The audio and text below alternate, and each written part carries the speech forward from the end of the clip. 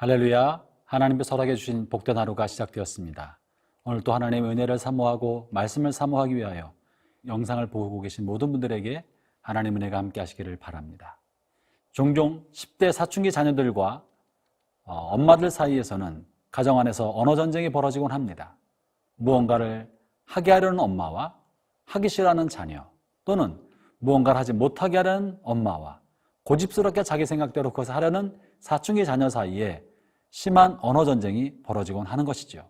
그리고 그 언어 전쟁은 흔히 그 엄마가 그래 알았어, 네 맘대로 해, 네 맘대로 해 라는 말을 할 때까지 언어 전쟁이 계속됩니다. 우리 신앙생활을 살펴보면 때때로 하나님께서도 우리를 향하여 그래 네 맘대로 해라, 네 맘대로 해라 라고 내버려 두실 때가 있습니다. 언제 그렇게 하시겠습니까? 그것은 우리가 잘하고 있을 때 그렇게 하신 것이 아니라 우리가 고집 부릴 때, 고집스럽게 내 생각과 내가 하고 싶은 말을 주장할 때 하나님은 종종 네 맘대로 해 라고 내버려 두시는 것이죠. 오늘 본문을 통해서 하나님께서 고집스러운 그의 자녀나 이 세상 사람들 향해서 다루시는 방법을 살펴보도록 하겠습니다. 오늘 본문 말씀은 로마서 1장 26절부터 32절의 말씀입니다. 함께 들어보시겠습니다.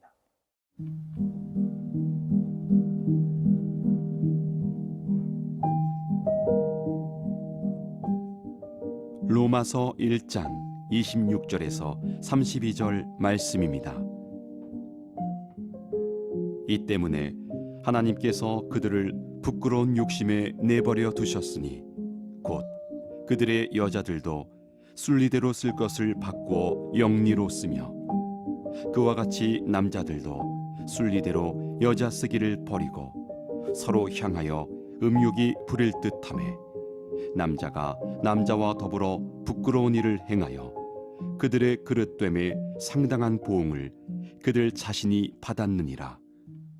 또한 그들이 마음에 하나님 두기를 싫어하매 하나님께서 그들을 그 상실한 마음대로 내버려 두사 합당하지 못한 일을 하게 하셨으니 곧 모든 불의, 추악, 탐욕, 악의가 가득한 자요 시기, 살인, 분쟁, 사기, 악독이 가득한 자요 수근수근하는 자요 비방하는 자요 하나님께서 미워하시는 자요 능욕하는 자요 교만한 자요 자랑하는 자요 악을 도모하는 자요 부모를 거역하는 자요 우매한 자요 배약하는 자요 무정한 자요 무자비한 자라.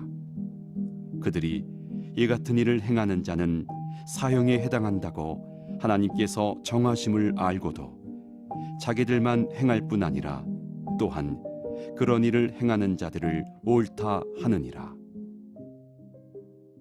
로마서는 계속해서 하나님의 진리의 말씀을 거짓 것으로 거스리고 진리를 따르지 않는 사람들에 관한 하나님의 처리 방법, 하나님께서 대응하시는 방법에 관한 이야기를 해주고 있는데요.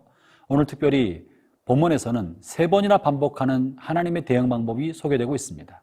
그것은 바로 내어버려 두심입니다.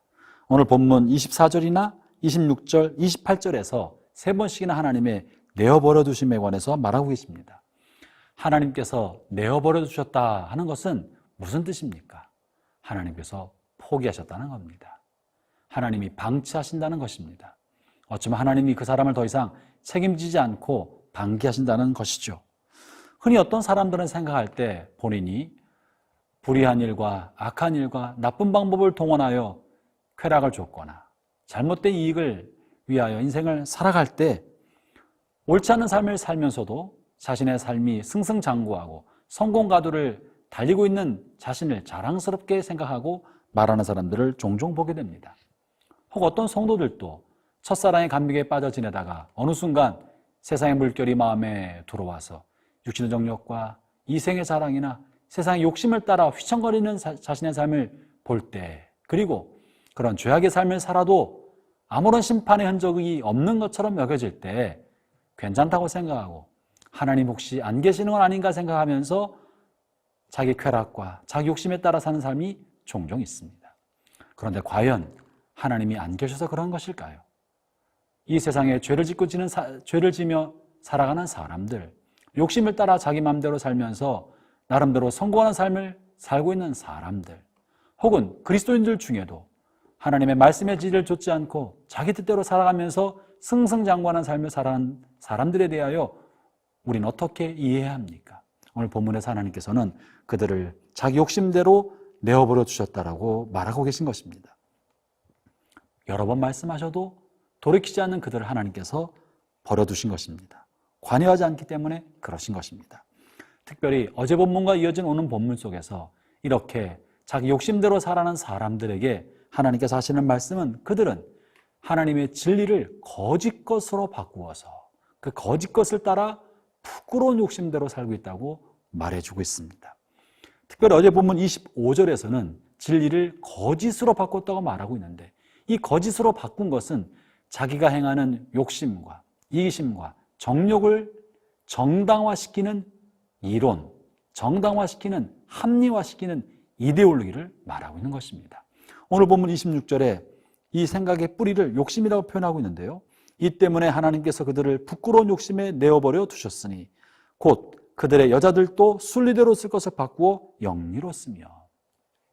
성적인 타락과 성적인 문란에 관한 이야기하고 있을 때 어제 본문 25절에서는 그들의 마음에 있는 진리를 거절하고 거짓 것을 따라 거짓의 이론, 다시 말하면 이데올로기와 이념과 나름대로 사고체계를 만들어 가고 있는데 그 까닭은 마음에 있는 욕심, 정욕을 정당화시키기 위해서 그러한다고 하는 것입니다. 본문에서 반복해 말하고 있는 내용은 특별히 남자와 더불어 부끄러운 일을 하고 남자와 여자들 또한 남자들도 순리대로 여자 쓰기를 버리고 서로를 향하여 음욕이 불리를 타고 있다라고 말하면서 성적인 문란과 타락에 대해서 말해주고 있습니다. 여러분이 어떻게 자신을 정당화시킨다 할지라도 성적 대상을 향하여 성적 자기결정권이라고 말한다 할지라도 혹은 동성애를 이것은 성적 소수자라고 포장해서 말한다 할지라도 그 모든 생각의 뿌리는 부끄러운 정욕인 것입니다. 그리고 그 정욕을 정당화시키는 거짓된 이데올로기인 것입니다. 이 동성애나 성적 문란은 현대사회만 있었던 것이 아니라 성경의 시대에도 있었고 고대사회도 있었던 일입니다. 그러나 그 모든 것에 대해서 성경은 분명히 사람의 정욕을 따라 살고 있는 것이라고 말하고 있고 하나는 이 정욕대로 사는 것에 대해서 주로만 심판하신다고 말씀하고 계십니다. 그것은 성적 문란인 것입니다. 사랑하는 형제자매 여러분, 정욕이 불붙듯 할 때 자신을 합리화시키는 궤변을 따를 것이 아니라 확고부동한 주님의 진리의 말씀을 따라서 우리의 정욕이나 욕심을 조종하고 무릎 꿇고 진리에 복종하게 해야 합니다. 그러지 않으면 우리 자신은 정욕의 종이 되어서 마침내 파멸의 길로 갈지도 모릅니다.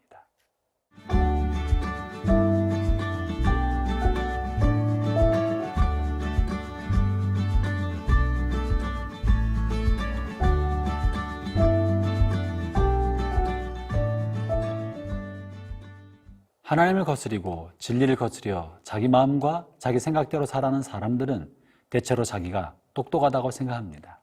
자기 생각이 더욱더 합리적이라고 생각하고 성경의 가르침이나 하나님의 말씀을 고리타분한 옛날 이야기나 편협한 생각이라고 치부해버릴 때가 종종 있습니다. 그리고 하나님을 믿는 사람들은 바보 같고 어리석은 사람이라고 여기고 자신은 그런 어리석음에 빠지지 않았다고 생각하는 것이죠. 그러나 하나님의 말씀을 따르지 않는 사람들이 좇고 따르는 것은 사실은 가치 있고 고상하고 옳은 것이 아닐 경우가 대단히 많습니다. 그들은 그저 하나님이 없는 공허한 마음을 다른 대용품으로 채우고 있는 것이고 그 대용품을 합리화하기 위한 궤변과 논리를 만들어내고 있는 것이 대부분입니다. 이렇게 하나님 말고 자신의 정욕을 따라 만든 대용품, 그것을 우리는 우상이라고 말합니다. 이 우상의 원인은 그 마음에 있는 욕심이고 정욕입니다. 우상은 실제하는 신이 아닙니다. 우상은 사실 그 마음 안에서 원하는 것들을 투사시켜 만든 그런 거짓된 형상에 지나지 않습니다. 그렇기 때문에 그 마음으로 추구하는 모든 우상의 뿌리는 정욕이요 욕심이고 자신의 본능적 욕구와 맞아떨어지는 것입니다. 그 우상이 무엇이든지 간에 본능의 욕구의 투사일 뿐인 것이죠. 따라서 우상은 결과적으로 우리 마음의 욕심을 정당화시키는 하나의 기능을 하는 것입니다. 음란에 충동된 사람은 그 음란을 정당화시키기 위하여 나름대로 우상을 만들고, 우상은 그 우상 스스로를 지켜낸 교리를 만들고, 그 우상의 교리가 바로 나름대로 신념과 이데올로기입니다. 그 대표적인 것이 동성애입니다. 그리고 그것이 자유연애라고 표현되는 문란한 성관계인 것입니다. 그것에 대해서 어떠한 말로 정당화시킨다고 할지라도 그것은 정욕이 만들어낸 우상의 교리에 지나지 않습니다. 돈을 좋아하는 사람은 번영을 추구하고 물질 만능 속에서 자신의 삶을 살고자 합니다. 그들은 만몬의 신을 만들었습니다. 그리고 만몬의 신은 돈을 많이 소유하고 또 많이 소비하는 것을 정당화시키는 나름대로 논리를 만들어냅니다. 오늘날 이와 같은 우상이 만연하는 사회 속에 우리는 살고 있고, 그것을 성경은 부끄러운 욕심을 따르는 것이라고 말하고 있을 뿐입니다. 형제자매 여러분, 우리의 삶 속에는 진리를 거짓 것으로 바꾸어서 스스로 종된 우상은 없는지 자신을 돌아보기를 바랍니다. 오늘 로마 제국 속에 살고 있는 로마 시민들과 그 가운데 살고 있는 로마 교인들을 향하여 우상에 관한 이야기를 하고 있고, 그 뿌리인 정욕과 부끄러운 욕심을 날카롭게 지적하고 있는 것이 바울의 가르침입니다. 우상을 따르는 것이 왜 문제가 되는 줄 아십니까? 그것은 우상의 교리가 있기 때문에 회개하지 않는다는 것입니다.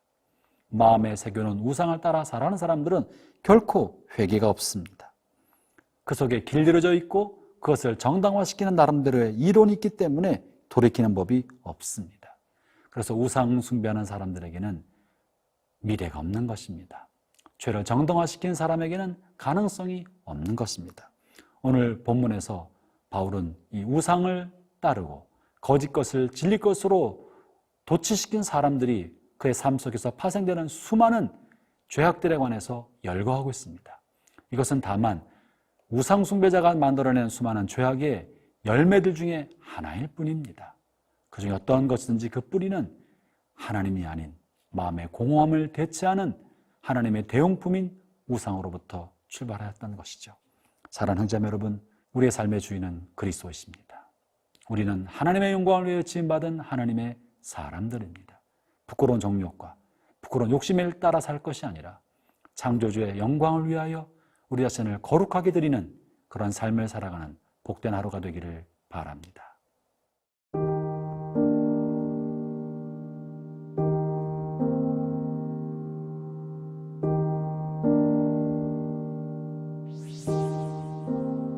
하나님 아버지, 우리도 죄악의 정욕을 따라 살았던 부끄러운 사람들이었었는데 예수 그리스도로 말미암아 거룩한 하나님의 나라가 무엇인지, 진리가 무엇인지 알게 하셔서 우리로 하여금 진리의 말씀을 듣고 순종할 수 있도록 해주셔서 감사합니다.